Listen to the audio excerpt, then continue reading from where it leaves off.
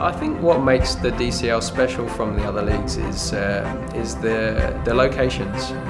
The location really makes a racing event. I mean, anybody can go. We're not just RC enthusiasts in a field.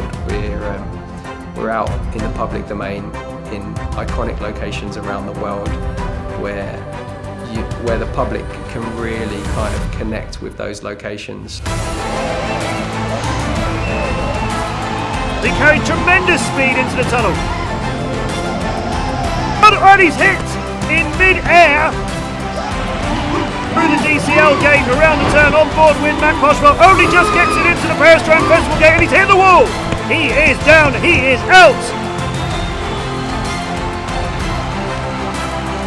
Is he going to get it to the finish? Can he win this thing? Fourth flight, we know only one more closed air gate to go and into the crash gate. But the most difficult part of this track is not the track but your mind, because you're flying in front of 200,000 people.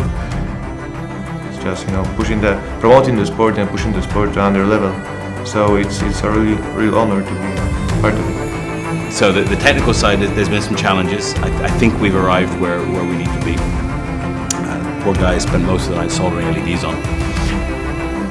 We designed a custom quad for this. You have technically got the best people in the world all together in one place. Bringing all the best pilots of the entire world here and letting them race each other, you don't get to see that anywhere else.